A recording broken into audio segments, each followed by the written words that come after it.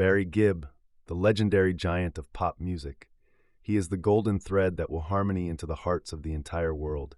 He is the voice that turned falsetto into fire, the pen that carved eternal ballads, the genius who gave humanity Staying Alive and How Deep Is Your Love, songs that will live on for centuries.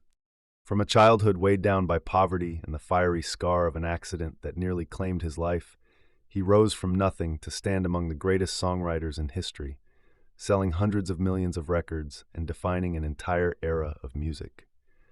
He is Sir Barry Gibb, knighted by the British Crown for his art, honored across continents, and cherished to Climple. His name has been etched into the temple of music's eternal glory. But every triumph has been paid for with unimaginable tragedy.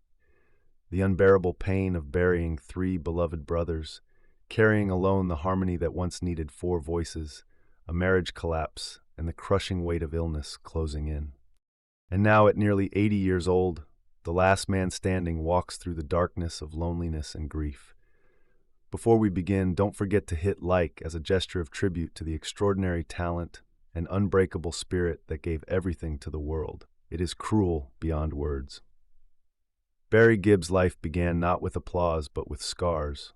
Born on September 1st, 1946, at the Jane Crookall Maternity Home on the Isle of Man, he arrived into a family of little means but endless hope. His father, Hugh, was a drummer who scraped together coins playing in seaside hotels, often returning home at dawn with nothing but exhaustion in his pockets. His mother, Barbara, juggled a growing brood with grit, tenderness, and silent tears when money ran out. Barry was the second child following his sister Lizzie, and by December 1949, the family would welcome twins, Robin and Maurice. Despite poverty, the house overflowed with love. A father who filled the air with rhythm, a mother who wrapped her children in warmth, and siblings who laughed together in cramped rented rooms. Yet behind this fragile joy lurked tragedy.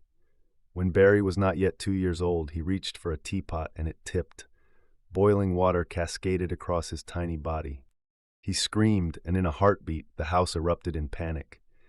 Barbara rushed to him, burning her own hands as she tried to strip the soaked clothes from his skin. Leslie, still a little girl herself, stood frozen in terror as Hugh scooped Barry into his arms and ran through the streets to Noble's Hospital. There, doctors whispered he had less than half an hour to live. We were told he had 20 minutes, Barbara later remembered, her heart breaking. The burns covered his torso, his arms, his neck. Infection set in. Even gangrene crept dangerously close. For 2.5 months, Barbara kept vigil by his bed, refusing to leave, even when nurses urged her to rest. Hugh, shattered, played drums at night to keep food on the table, then sat silently beside his son's frail body by day. They were a family on the edge, one child fighting for life in the hospital, another waiting anxiously at home, and two parents stretched between fear and survival. And yet he fought against the odds. The little boy clung to life. He survived. When Barry finally came home, his family carried him as if he were made of glass. Barbara kissed the scars as though she could heal them. Leslie brought him toys, trying to make him smile again. His father would drum softly at his bedside to soothe him to sleep. But the accident had left its mark. Across his chest and arms, the burns had twisted the skin into ridges and patches, a permanent map of fire that would never fade. The boy who should have died became the boy who lived, carrying not just wounds, but the memory of being held, protected, and loved when the world nearly took him away. I have no memory of that time. Only the marks that never left me, Barry later recalled. His body was bent by scars, but his spirit was lifted by the devotion of those around him. The burns became not only a reminder of suffering, but of survival, of family, and of the fierce love that kept him alive. But fate was merciless. At just 4 years old, Barry faced another cruel shadow. One afternoon, a stranger tried to lure him away, speaking and acting in ways no child should ever be exposed to. It terrified him so deeply that the police became involved, forcing Barry, still only a little boy, to describe what had happened with words far too heavy for someone his age. He later clarified that he was never physically harmed, but the experience left scars of another kind. The shame, the confusion, the fear that someone had wanted to hurt him. It was frightening, a moment I could never forget, he admitted years later, his voice still heavy with memory. If the burns had scarred his body, this encounter scarred his spirit. Yet, even amid fear and frailty, the Gibb family clung to one another with fierce love. Barbara wiped her tears so her children wouldn't see. Hugh kept drumming through exhaustion to bring in pennies. The siblings huddled close, their laughter echoing in tiny rented cottages, but instability was relentless. From Chapel House to St. Catherine's Drive in 1949, to Snell Road in 1952, and finally to Manchester in 1955, their belongings were packed and unpacked so often that Barry grew up wondering if any place would ever feel permanent. He remembered his mother crying quietly when his father's gigs fell through, his father returning home exhausted from nights of drumming for drunks. They were never homeless, but never secure. A child should have felt carefree. Instead, Barry carried the ache of instability, the weight of uncertainty, and the strange responsibility to turn pain into something more. And in that pain, something miraculous stirred. Music became his refuge, his only constant. Hugh's drums rattled through the cramped rooms, and Barry, barely 6, began humming melodies like whispered prayers. He discovered that sound could drown out hunger, harmony could silence fear, and a song could make even the darkest night feel less heavy. With Robin and Maurice beside him, the three brothers often sang together in the small house, their young voices weaving a promise no one yet understood. Even then, Barry carried the instinct of a survivor to transform agony into song, scars into strength, shadows into fire. The world would one day call him a giant. But first, he was only a fragile child marked by burns and fear, lifted by love and forged by struggle. His body carried the scars, his soul carried the shadows, and both became the raw material of a voice that shook the earth. His scars became his strength, his fear became his fire, and his hunger became his harmony. The first notes of a symphony of survival that was only just beginning. The boy with scars was no longer a fragile child. He was a teenager who had learned that if he wanted to keep breathing, he had to sing. The burns had hardened his skin. The fear had haunted his soul. But poverty scarred every single day of his youth. And so Barry Gibb grew up with 3 constant companions: hunger, instability, and music. For him, music wasn't a pastime, it wasn't even a dream. It was survival. By 1957, at just 11 years old, Barry gathered his younger brothers, Robin and Maurice, and a few neighborhood friends to form their first group, the Rattlesnakes. They weren't chasing stardom, they were chasing escape, singing Everly Brothers and Buddy Holly covers. They filled tiny halls with harmonies that sounded bigger than their bodies, their voices carrying hopes far heavier than their years. But even this fragile dream cracked. One evening, Barry's guitar split in 2. The wood broke clean through the middle, a sound sharper than applause, a sound that felt like hope itself snapping in half. They couldn't afford a new one. The Rattlesnakes dissolved, and for a moment it seemed the music would dissolve too, but Barry refused to let it die. With Robin and Maurice still beside him, he rose again, renaming the band Wee Haze and the Blue Cats. They played in talent contests where the prize was not fame, but food, bread, and coins, the currency of survival. Then came the greatest gamble. In August 1958, the Gibb family boarded the ship Fair Sea, part of an assisted migration program that promised a new life in Australia. They left behind almost everything. Possessions crammed into a handful of battered suitcases, the rest abandoned. Children slept on crowded decks. Mothers prayed against seasickness. Fathers smoked quietly against the salt air, wondering if they had made the right choice. For Barry, the answer would come later. But at the time, he knew only this. They were poor in England, and they were still poor at sea. Australia did not welcome them with riches. It greeted them with the same hunger, the same struggle, only on hotter soil. By 1959, the brothers were singing at the Redcliffe Speedway. The air rear of gasoline, dust stung their eyes, and engines roared so loud the earth shook. No spotlight, no stage, just 3 boys standing in the dirt, waiting for a break between races. We sang between the races, Barry would later recall, with dust in our eyes and petrol in our lungs. At first, the crowd barely noticed, but then their harmonies rose, slicing through the roar of the machines. and for a fleeting moment the noise fell silent. People turned. People listened. It wasn't glamour, it wasn't money, but it was survival. By 1961, Barry was 15 and knew the truth. School could not save them. Music had to. He walked away from classrooms, from textbooks, from any semblance of childhood, and threw himself into songwriting. "I knew if I stayed in school, we'd starve," he admitted. Night after night, he filled notebooks with lyrics, melodies scribbled like prayers, songs built out of hunger and hope.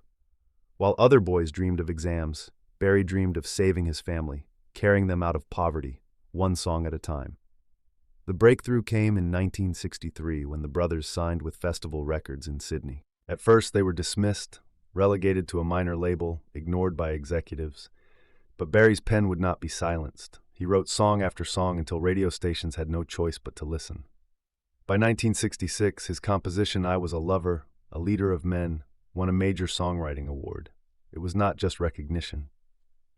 It was proof that the boy with scars, the boy who had sung in the dust and the gasoline, was now a man whose music could no longer be ignored. But the price was high. He was still only a teenager, yet childhood had ended too soon. He had traded it for microphones, for melodies, for the impossible burden of saving everyone he loved. His scars had become his strength. His fear had become his fire, and his hunger had become his harmony.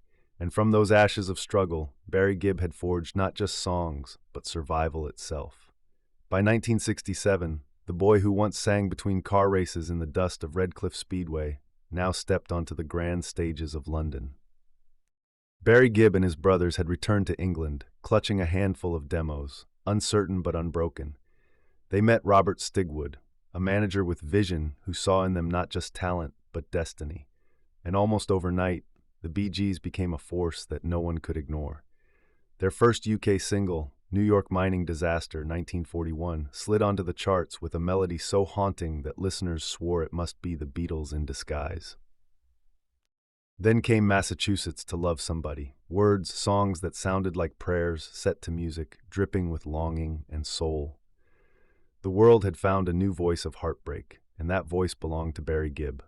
For a moment, it seemed as if every scar, every night of hunger, every uncertain step had finally led them to salvation. Critics hailed Barry as a prodigy. Crowds screamed their names. Stages overflowed with applause, but applause can be deceiving.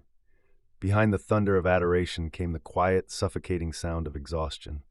The brothers were barely in their 20s, yet they were touring endlessly, recording without pause, pushed by the unforgiving machinery of fame. By the late 1960s, Barry and Robin collapsed from sheer fatigue while flying between continents. Their bodies were breaking, and worse, their unity was, too. And the cracks widened. The harmony that had once saved them now turned into a battlefield. Robin, with his fragile pride and soaring vibrato, felt increasingly overshadowed by Barry's deep authority and natural command as the eldest.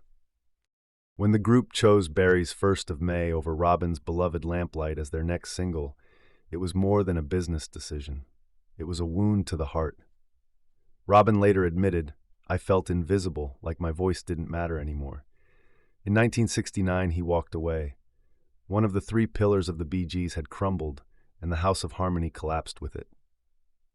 Barry tried to carry on with Maurice, but the magic dimmed. Alone, he poured himself into a solo project with a title that seemed like a cruel whisper of his own doubts. "The Kid's No Good. It felt like the world was telling me I wasn't enough without them." Barry reflected years later. He released I'll Kiss Your Memory, a tender ballad meant to soar, but it failed. Ignored in the UK and the US, flickering briefly in the Netherlands before fading into silence. The rest of the album was shelved, gathering dust like a broken dream. For the first time, Barry tasted the bitter truth. Even brilliance can be silenced when it loses its harmony. Meanwhile, Robin chased his own solo path, carrying equal parts pride and sorrow. "We weren't just a band, we were brothers. And yet I couldn't stand beside them then. I thought leaving was freedom, but it felt like exile," Robin confessed later. The air between the brothers grew colder than ever. Barry admitted with regret, "We were still brothers, but we weren't together anymore." The glances that once said everything now became silence. The bond that once required no words was replaced by words too sharp to take back. And yet, even in exile, blood still pulled at them. By late 1970, something shifted.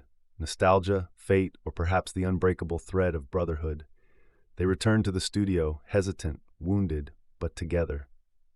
Out of that fragile reunion came lonely days and hymns. How can you mend a broken heart? Songs carved directly from their own fracture. The latter soared to #1 in America, their first U.S. chart topper. To the world, it was a triumph, but to the brothers, it was a confession set to melody. The pain of nearly losing each other forever. From that moment on, the Bee Gees' music was no longer just about fame or melody. Every harmony carried the weight of wounds. Every chorus whispered both love and regret. They were brothers who loved each other fiercely, but also hurt each other deeply. And Barry, always the eldest, always the leader, carried the heaviest burden, knowing that the very gift that bound them together could just as easily tear them apart. He had climbed into the spotlight, but it came at a terrible cost.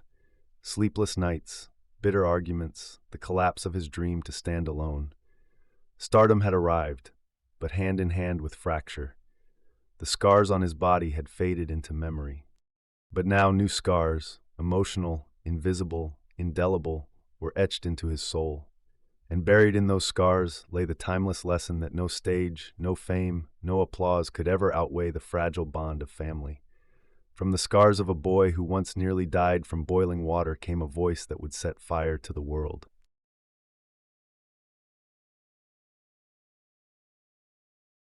By 1974, the Gibb brothers left England and planted themselves in Miami, a city of reinvention. Under producer Arif Martin's guidance, Barry stumbled upon the sound that would transform both his life and popular music. The falsetto. What began as a scream of desperation in rehearsal became survival, became identity. It wasn't planned. It just came out, and suddenly it was who we were. Barry later reflected his soaring falsetto was not merely a note, it was a resurrection. The Bee Gees, once dismissed as relics of the 60s, were reborn as titans. Hits poured like a flood, jive-talking nights on Broadway, You Should Be Dancing. Clubs pulsed to their rhythm. Radio stations surrendered. By 1977, with the Saturday Night Fever soundtrack selling over 40 million copies, the Bee Gees were no longer a band. They were a phenomenon. Staying Alive, Night Fever, How Deep Is Your Love? These weren't just songs, they were anthems that defined a generation. For a time, Barry Gibb's falsetto was the most inescapable sound on earth. Yet even as the crown of kings of disco sat heavy on their heads, shadows crept in. Fame filled bank accounts but drained spirits. Barry was writing not only for the Bee Gees but for others. Barbra Streisand's Woman in Love, Dionne Warwick's Heartbreaker, Kenny Rogers, and Dolly Parton's Islands in the Stream. His pen was relentless, his voice tireless. But Platinum Records masked sleepless nights, fractured family bonds, and the crushing weight of sustaining an empire. You can be on top of the world and still feel alone, Barry admitted. For every ovation outside, there was silence inside hotel rooms. And then the empire cracked. By the dawn of the 1980s, love turned to loathing. The very falsetto once worshipped was mocked in parodies. The songs that had lifted millions became symbols of disdain. The Disco Sucks movement tore across America, with stadiums erupting as Bee Gees records were smashed and burned. Crowds once chanting Staying Alive were now shouting for disco to die. It felt like we'd gone from heroes to villains overnight. Barry later confessed, in 1981, the Bee Gees released Living Eyes, stripped of disco gloss, aching to prove they were more than a fad. But the public had turned away, the album failed, the stages shrank, the applause died. For Barry, it was not just rejection, it was betrayal. To pour every wound, every scar, every ounce of survival into music only to be spat back was a pain deeper than fire. And yet he did not stop. He became the invisible architect behind other people's triumphs, crafting timeless hits, even if his name was hidden in the credits. He was still a hit machine, a master whose melodies stitched themselves into the fabric of lives worldwide. But in the quiet, the ache remained to be adored and abandoned, crowned and crucified. This was a scar no falsetto could disguise. The story of Miami to the 1980s was not just about music. It was about rise and fall, glory and grief, devotion and betrayal. Barry had turned scars into falsetto, pain into platinum, but the price was steep. The applause that once lifted him now left him hollow. And though he kept writing, singing, surviving, one truth remained. Fame will always fade, but the songs born of fire, hunger, and love will outlive the noise. The world had already turned its back on him, but nothing could prepare Barry for the wound that came next. If the sting of public rejection had cut him, the next blow would shatter him completely. For it came not from strangers, but from his own blood. It is cruel beyond words. Barry Gibb's first great loss was the youngest of them all, Andy Gibb, the baby of the family, 12 years Barry's junior. Andy was not just a little brother. To Barry, he was almost a son. He had carried Andy on his shoulders as a child, cradled him when he cried, placed a guitar in his small hands, and watched the boy's eyes widened with wonder as music flowed through their modest home. Barry often called him my baby brother, but the words meant more than bloodlines. They carried the weight of devotion, pride, and a protector's love. By the late 1970s, Andy was no longer just the kid chasing after his older brothers. He was a star in his own right with a boyish grin and a velvet voice that melted radios around the world. Hits like I Just Want to Be Your Everything and Shadow Dancing made him an overnight sensation. The youngest Gibb suddenly basking in the same glow that had once crowned the Bee Gees. And behind much of it was Barry producing, writing, guiding. He gave Andy the songs, the stage, the spotlight. It was as if Barry had handed his little brother wings and whispered, "Fly." But fame, that seductive and merciless mistress, wrapped around Andy too soon, too tight. Barely out of his teens, he was thrust into a world of wealth, temptation, and loneliness. The whirlwind swallowed him. Drugs and alcohol, always lurking in the shadows of stardom, found him vulnerable. Barry saw it happening. He called, he counseled, led. He carried Andy through rehab visits, tried to anchor him when the current dragged too strong. Yet still, the spiral deepened. I sometimes think I pushed him too hard. Barry would later confess, voice trembling with regret. What was meant as brotherly guidance sometimes felt like pressure, and Barry carried that weight like a stone pressed to his heart. On March 10, 1988, just 5 days after celebrating his 30th birthday, Andy's heart gave out. The doctors called it myocarditis, but the truth was undeniable. Years of abuse had weakened him beyond repair. The news shattered Barry. His baby brother, the one he had lifted into the light, was gone before life had even truly begun. At the funeral, grief became unbearable theater. Barry stood broken, his face carved with pain, his hand trembling on Andy's photograph, as if willing it to breathe again. Their mother, Barbara, clutched that same photo to her chest, sobbing so violently that relatives feared she would collapse beside the coffin. You, the proud drummer who had once kept the family alive with rhythm, now sat hunched in silence, his callous hands shaking as if even the beat of life had deserted him. Robin and Maurice, the twins who had grown up in perfect harmony with their youngest brother, stood side by side, yet wordless. Robin's eyes fixed on the coffin as if trying to sing silently to Andy one last time. Morris gripping the pew so tightly his knuckles blanched. Even Lisi, the eldest sister, wept uncontrollably, her sobs echoing through the church, like broken notes of a song that could never be sung again. Witnesses recalled the sight of parents burying their youngest child, while their eldest stood beside them voiceless, shattered, and the siblings who once filled the air with music now reduced to silence. The man who could fill stadiums with falsetto could not summon a single note. For once, silence conquered the singer. Later, Barry would reflect with aching honesty, "It doesn't matter how many people love you. If you don't love yourself, it can all slip away." That truth was carved from tragedy. Andy's fall was not just the end of a young star. It was the first great crack in the harmony of the Gibb family. To the world, Andy was a teen idol lost too soon. To Barry, he was the child he had once held, the brother he had once promised to protect, and the dream he could not save. For years after, Andy's absence haunted him. In interviews, Barry's voice faltered when Andy's name surfaced. On stage, every note carried the ghost of a younger brother whose voice had been stilled forever. "I'll never stop thinking about him," Barry admitted, eyes clouded with memory. And so Andy's death became more than a family tragedy. It was a wound that never healed, a reminder that even for a man who had survived fire, betrayal, and fame, grief could burn deeper than any scar. Andy's passing in 1988 was the beginning of Barry's darkest chapter. He had survived childhood flames, survived the world's scorn, but nothing prepared him for burying his baby brother at 30. And yet, as fate would prove, this was only the first of many blows. The harmony of four voices was now three, and heartbreakingly, even that would not last. Only a few years later, fate struck again. Barry had barely begun to carry the weight of Andy's absence when another blow tore through him. This time the loss of his father, Hugh Gibb, in 1992.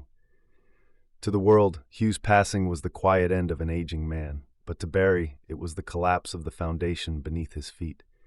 Hugh was not just a father, he was the first rhythm Barry ever knew. The steady hands on the drums that had kept a hungry family alive in the Isle of Man. The man who had carried their dream long before the world cared to listen. Barry could still remember lying awake as a boy in cheap boarding houses, hearing the faint echo of his father's drums drifting through thin walls. Each beat was a promise that somehow they would endure. Those rhythms had stitched the family together in nights of poverty and uncertainty. And now that rhythm had fallen silent. Barbara's grief was uncontainable. She had already buried her youngest child, and now she buried the man who had stood beside her through every hardship.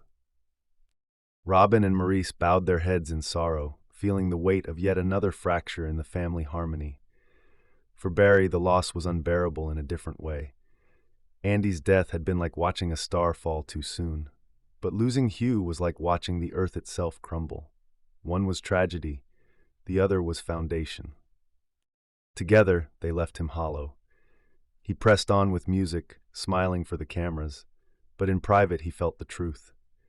The family that once filled every room with sound was being dismantled piece by piece. And Barry, as the eldest, bore the unshakable sense that it was now his duty to keep alive not only the music, but the memory of the man who had first given him rhythm. If Andy's death had torn Barry's heart, Maurice's was a blow that shattered the very ground beneath his feet. It came without warning, so sudden, so cruel, that it felt almost unreal.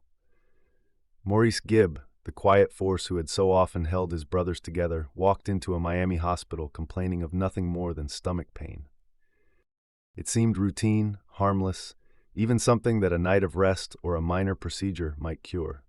But fate is fragile and life more fleeting than we ever dare believe. Within hours, everything collapsed. Doctors discovered a severe intestinal blockage. Surgery was ordered, and then in a merciless twist, Maurice's heart stopped beating. The man known as the glue of the Beggs, the soul who held fire and storm in balance, was gone at just 53. For Barry, the news struck like thunder in a clear sky. Maurice had always been the steady one, the peacemaker when tempers flared, the laughter when silence grew heavy, the anchor when the tides of fame pulled too hard. If Barry was the fire and Robin the storm, Maurice was the ground beneath their feet.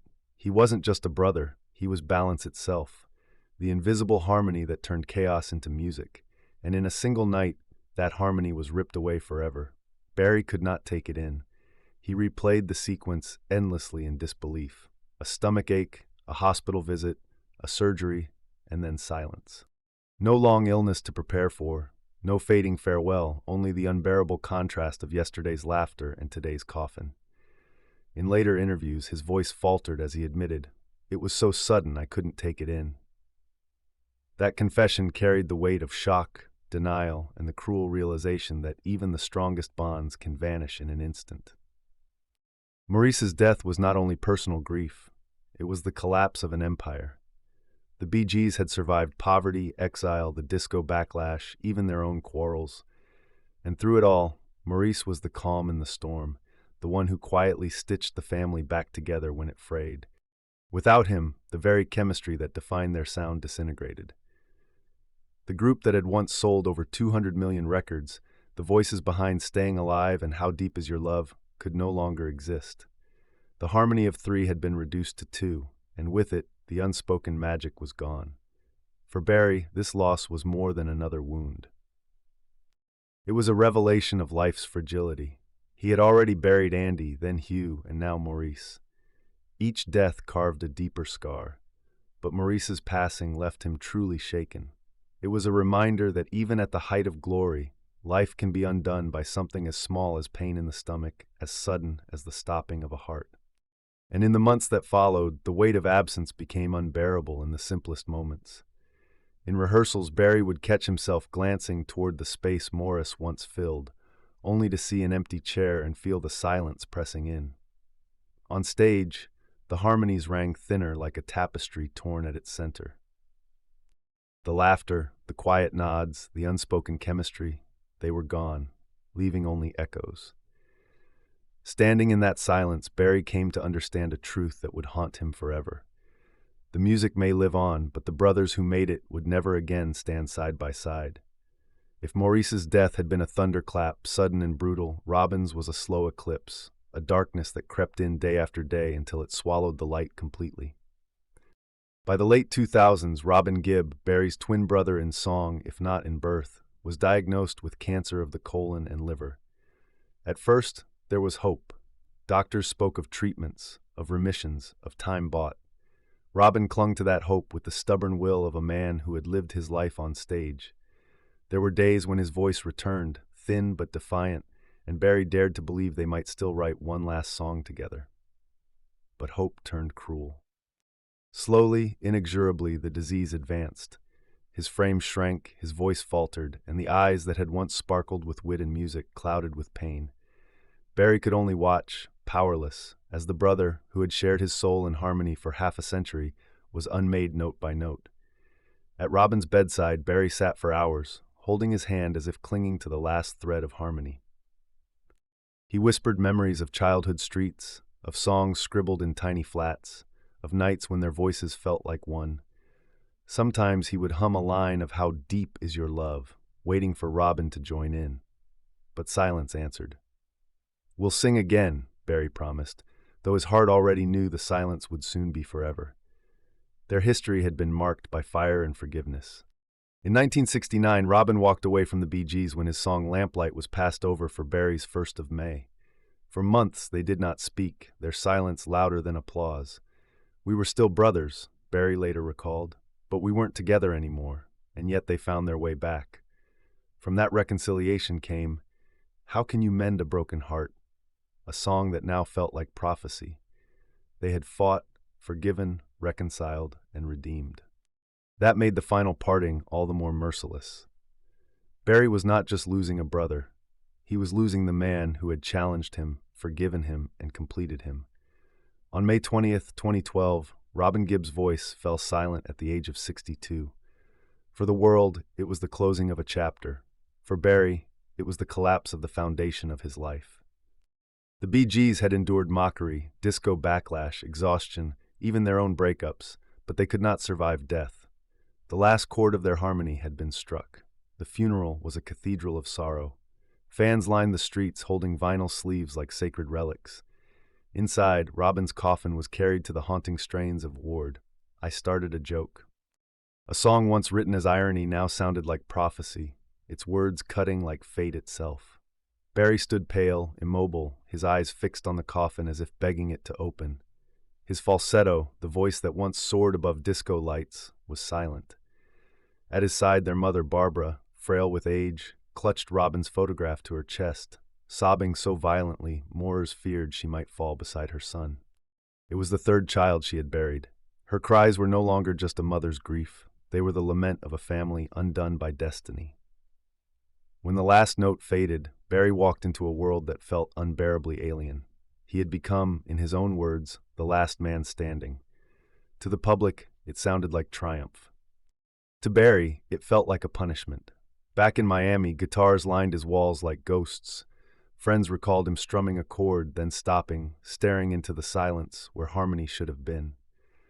"The hardest thing," he confessed, "is knowing the harmony is gone forever." Robin's death was more than the loss of a brother. It was the end of a duet that had defined an era. It taught Barry and the world a brutal truth, that no matter how deep the love, no matter how strong the bond, even the closest ties can be cut by time and fate. Life, he realized, is more fragile than applause, more fleeting than fame. One day you are laughing with your brother, the next you are standing beside his coffin. And so Barry carried on, not because he wanted to, but because someone had to. Alone on stage, he would glance to his right and left, still expecting Robin or Maurice to be there to catch the note. Instead, there was only empty space, a silence heavier than any roar of applause. The Bee Gees had begun as harmony between brothers. Now it was memory carried by one man. Barry Gibb survived, but survival, he came to understand, was not victory. It was the cruelest fate of all, and through his grief, his story became a lesson carved in music and in silence. Forgive sooner, love deeper, and hold your family close. Because no one knows which song will be the last. But life, which had already stolen so much, was not finished. Its final cruelty would come when it took Barbara, the mother who had been his anchor through every storm. She had always been there. Through every rise, every fall, every record sung, and every coffin lowered, Barbara was the constant, the quiet strength that stitched the Gibb family together. Barry had watched her endure the unendurable. The searing agony of outliving 3 of her sons, the sight of Andy's youthful spark extinguished, the shock of Maurice gone overnight, the long, cruel fade of Robin. Through it all, she clung to him, the eldest, the last thread of her once vibrant tapestry. In her presence, Barry could still feel that somewhere, somehow, the family was not entirely gone. And then she too slipped away.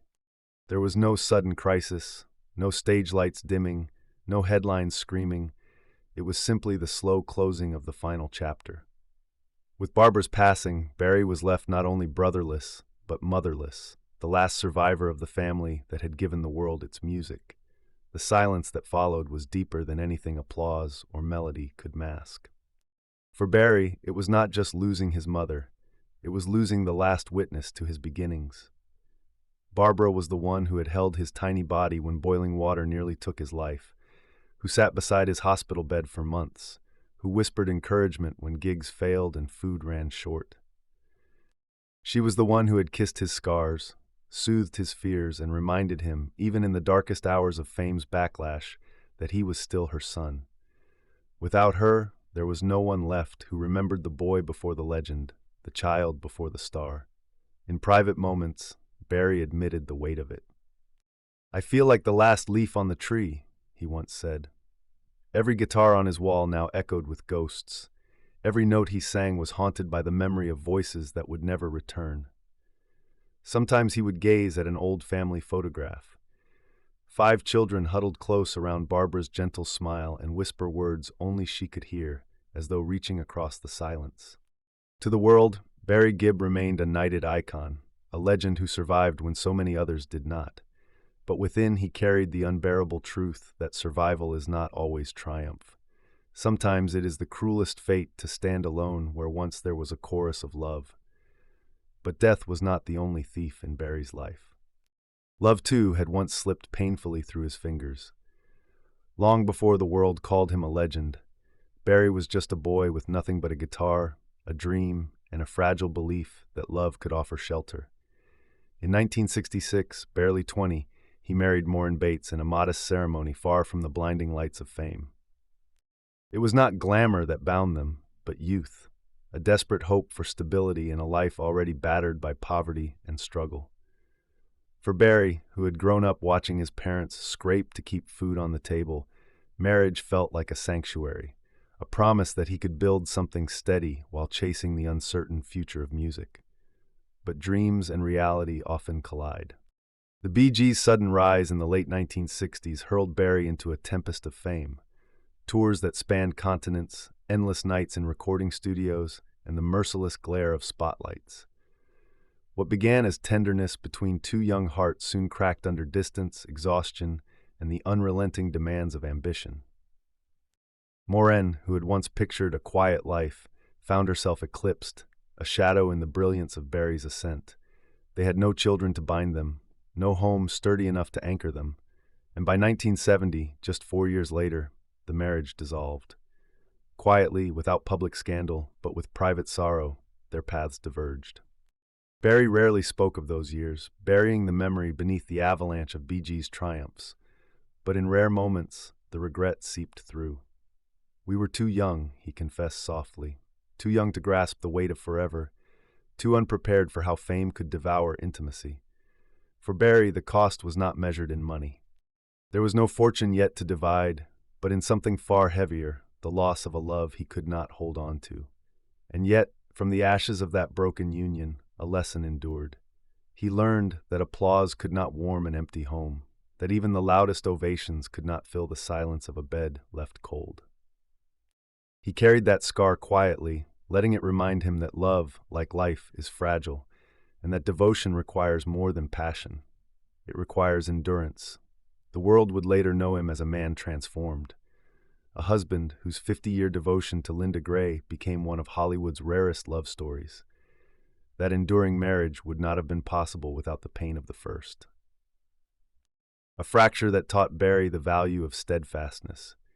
Still, the memory of Morin remained an echo in the long corridor of his life, a reminder that even legends stumble, that even the strongest voices can falter, and that true love, when it comes, must be cherished because it does not come twice.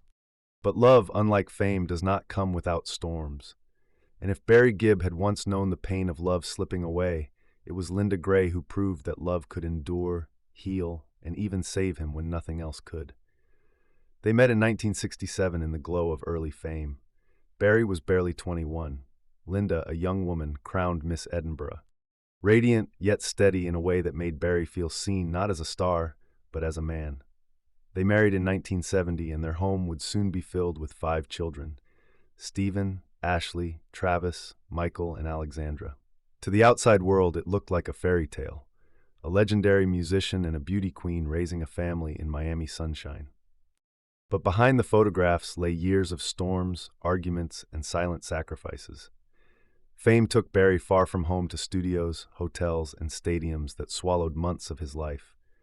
Linda was left to hold the line, raising 5 children while cameras chased her husband. She drove the kids to school, cooked dinners, mended scraped knees, all while watching her husband's face on magazine covers. There were moments when the distance nearly broke them.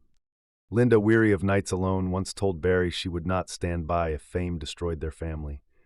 Barry, shaken, chose her. We argued, of course, he admitted later, but Linda never gave up on me. Linda's devotion was not passive. It was active, fierce.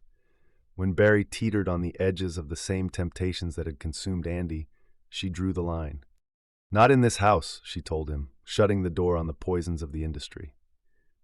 In later years, Barry would confess, "Linda saved my life. She had no spotlight, no stage, but she fought for him harder than any crowd ever could." And then came the years of loss. Andy in 1988, Maurice in 2003, Robin in 2012. Each death threatened to crush Barry. After Robin's funeral, witnesses recall Barry returning home to Miami, sitting in silence with his guitars lining the wall, unable to play a note. It was Linda who found him, who wrapped her arms around the man the world thought unbreakable, and whispered, "You are not alone." In that moment, her love was not just comfort. It was resurrection. Their children grew up watching this resilience. Stephen, the eldest, followed his father into music, even touring alongside him in later years, proof that the family's songs still carried on. The others chose quieter lives, anchored by Linda's insistence that fame should never steal their childhood. For Barry, this was Linda's greatest gift. Not just her love, but the stability she gave their children. The one thing he himself had never known in his youth. Cinematic moments defined their bond. Barry stepping off a plane after months away to find Linda waiting with their children, arms open. Quiet dinners where music was set aside for laughter. Nights on their veranda where Barry strummed a guitar softly and Linda's hand rested over his steady as ever. Through every storm, Linda Gray was his harbor. Through every death, she was his survival. Fame gave Barry the world, but Linda gave him the one thing the world could never offer: a home, a family, and the unshakable truth that love, when fought for, can outlast even the cruelest fate. But even Linda's steady love could not shield him from the weight of time and grief. For Barry, the greatest battles were no longer on the stage. They were inside his own body and within the quiet chambers of his mind. By the early 1990s, the cracks began to show. Decades of relentless touring, sleepless nights in the studio, and the crushing burden of carrying not only his own destiny, but that of his brothers had left scars deeper than applause could heal. Arthritis crept into his joints, twisting his hands, the very hands that had written more than 1,000 songs. The pain spread to his back, his legs, his shoulders, until even strapping on a guitar became an ordeal. In 1994, the Bee Gees were forced to cancel a tour. For fans, it was a disappointment. For Barry, it was humiliation. "I couldn't do it," he admitted quietly, almost as if confessing a sin. The man who had once ignited stadiums now struggled to stand an hour without agony. But his body was only half the battlefield. Inside, Barry was unraveling, each loss carved at him like a blade. Andy in 1988, Maurice in 2003, Robin in 2012. Survivor's guilt wrapped around him like chains. "Why me?" he whispered in interviews, eyes wet with tears. There were nights when he sat alone in silence, unable to touch a guitar, unable even to bear hearing a Bee Gees song on the radio. Once he confessed that he thought about leaving music behind forever. "I sometimes thought there was no reason to keep going," he said, his voice breaking. Fame had given him everything, yet taken even more. And then came the cruelest echo of all.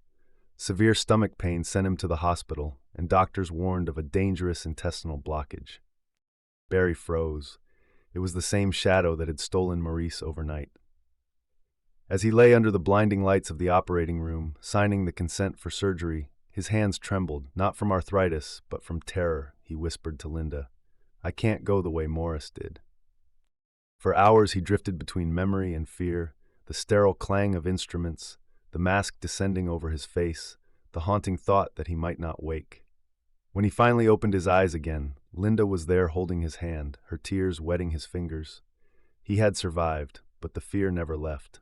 From then on, every ache, every cough felt like a reminder that fate might be coming for him too.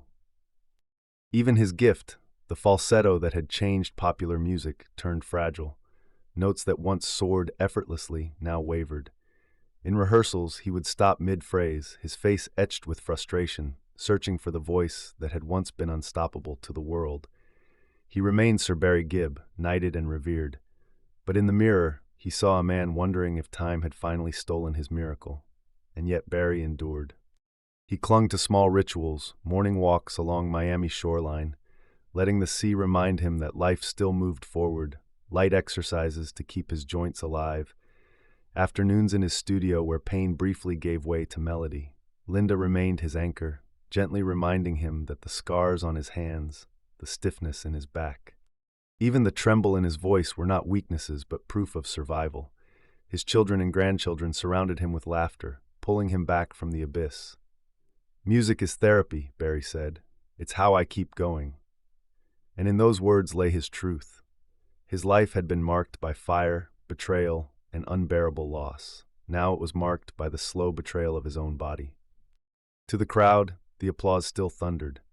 But inside, Barry carried the heaviest truth, that survival itself is sometimes the hardest battle and perhaps the most heroic. Now at 79 in the year 2025, Barry Gibb lives not for applause, but as the guardian of a legacy forged in both harmony and heartbreak. His fortune, estimated at more than $140 million, is anchored in one of the most valuable music catalogs in history. The Bee Gees' timeless songs, a body of work still streaming, spinning, and selling across generations. The catalog alone is said to generate tens of millions annually, making it not only a monument of art, but a financial empire. His primary residence is a waterfront mansion on Miami Beach's North Bay Road, valued in the tens of millions, surrounded by palm trees, private docks, and glass walls opening to views of Biscayne Bay. The estate is less a palace of excess than a sanctuary of peace for a man who once lived beneath the blinding glare of disco lights. Over the years, he has also owned a beach house in Sydney, a home in Los Angeles, and an estate in England, but Miami has become his refuge. His garage reflects the same blend of luxury and nostalgia: a Rolls-Royce, a Bentley Continental, a Range Rover, and several vintage convertibles, reminders of a youth spent at the wheel of music history. Beyond real estate and cars, Barry treasures his collection of guitars, platinum records, and rare memorabilia. The tangible echoes of a career that sold more than 220 million records worldwide. Yet wealth has never been his truest measure. Barry has also given back. In 2012, he and Linda staged a benefit concert that raised more than $1 million for the Diabetes Research Institute in honor of Andy, a cause that has remained close to his heart. Over the years, he has quietly supported disaster relief, children's health programs, and animal welfare charities, rarely seeking headlines for his generosity.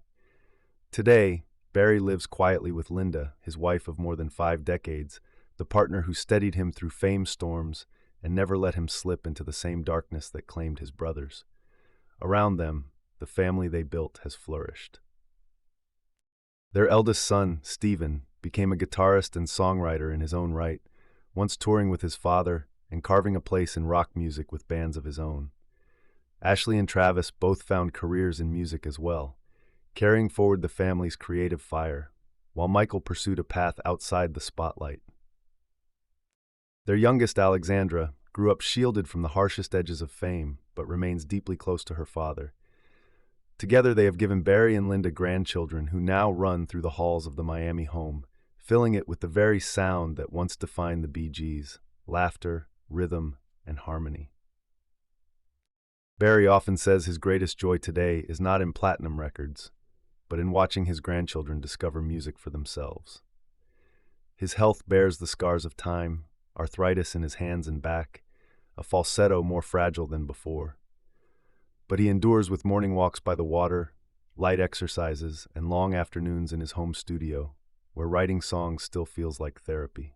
He appears rarely in public, but when he does, whether standing tall at the Kennedy Center Honors in 2023 or quietly guiding the upcoming Bee Gees biopic as executive producer, he reminds the world that his presence, though gentler, still carries weight. For Barry, family is no longer just the brothers who once stood beside him on stage. It is Linda, the children, and the grandchildren who now surround him, ensuring that the harmony of the Gibb legacy is never truly silenced. What endures most is not only the music, but the meaning behind it. Barry Gibb is more than the last surviving BG. He is the last witness to a harmony that once belonged to 4 voices.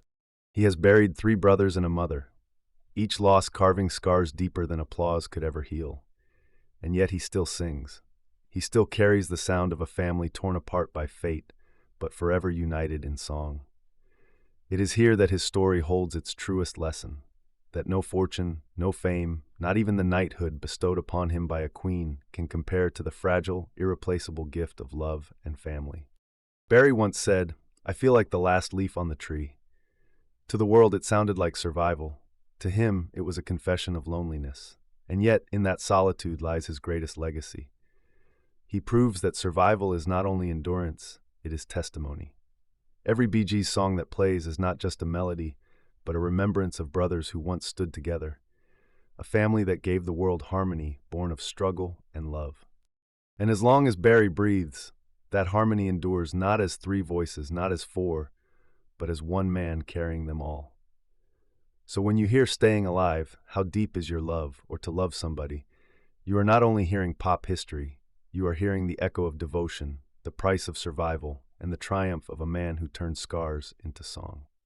That is the true wealth Barry Gibb carries, and it will outlast even time itself. If his voice ever carried you through a lonely night, if his words ever healed a quiet wound in your soul, press like and leave a heart in the comments. Let it be a chorus of love, a tribute that shows Barry's music still lives within us all.